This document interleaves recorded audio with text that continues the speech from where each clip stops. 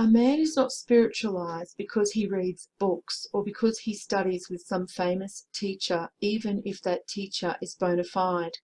He is not spiritual because he knows spiritual people, or because he recites a few platitudes morning and evening, or because he goes into the silence, or because he prays a formula, or because he chants Sanskrit, or because he pays dues to a metaphysical organization, or because he has been initiated into some mystical cult.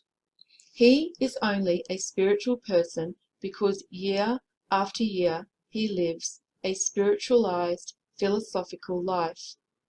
There is an old saying, common to the clergy, that the parishioners want to go to heaven on the coat-tails of the ministry, and there are a great many people who believe that their spiritual salvation is all worked out because they have joined an organization with advanced views, or because they believe in reincarnation and karma, or because they love animals. Some think they work out their eternal destiny with diet. Others strive to breathe their way into a divine state. Others use packages of appropriate herbs gathered by a Mahatma on the top of the Himalayas, sold at $1 a package to the believers. Religion is not a fancy process of mechanical exercises or affirmations. It is not something that you rub on. It is something that you live day by day. Religion is the improvement of the self by a constant course of self-discipline called the philosophic life. It is something to be lived, not talked about, something to be practiced, not affirmed. The great metaphysical systems of the past have descended to us in a fragmentary condition due to the centuries of theological blight that nearly destroyed classical philosophy. Pythagoras and Plato were metaphysicians. So were Buddha and Confucius, but their metaphysics has little in common with the popular brand. The school of Pythagoras produced over 150 great philosophers, men who conquered the physical life and rose sublimely above all of the limitations and illusions of the flesh. To begin with, metaphysics actually is not a popular belief. It is a system of thinking appropriate only to highly organized and highly trained minds. When the housewife wishes to become a metaphysician, she must realize that she is attempting a study that has taxed the capacity of the world's best organized intellects.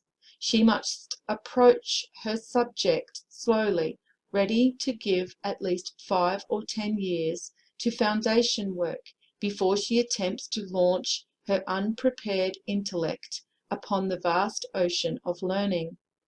Metaphysics is for thinking people, and when the thoughtless take it up, then comes the deluge.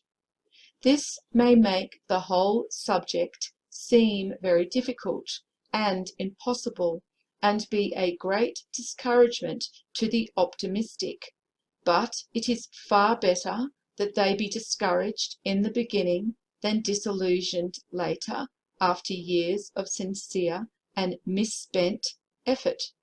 While the blind lead the blind in spiritual sciences, the great truths of nature appear only in distorted and unnatural forms.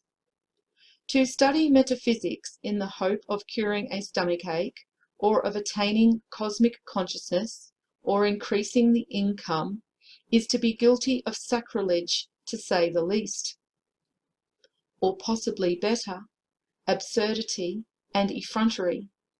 It is worse than binding the gods to the millstone of greed. The trouble with modern metaphysics is that the majority of so-called metaphysicians have not the slightest idea as to either the subject or its scope. An appropriate simile is difficult.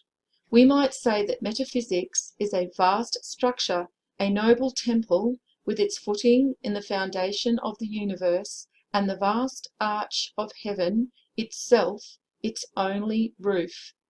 The ages have sought for truth. Hundreds of millions have lived to achieve it, and millions have died for it. Heroes, martyrs, sages, saints, and prophets, world saviours and demigods of forgotten ages are the priests of this great house. The gates of this sanctuary are to be approached only with reverence. The ancient road that leads to it is worn smooth with the footsteps of unaccounted multitudes, and the modern metaphysician of today is so incapable of perceiving even dimly the immensity and sanctity of this science that he confuses this divine program with a business men's cooperative luncheon club or a local clinic. The ancient wisdom offers nothing to a disciple of the great work but the opportunity to improve himself by a consistent program of intelligently directed effort. In the East, discipleship is a rigid discipline without reward or promise.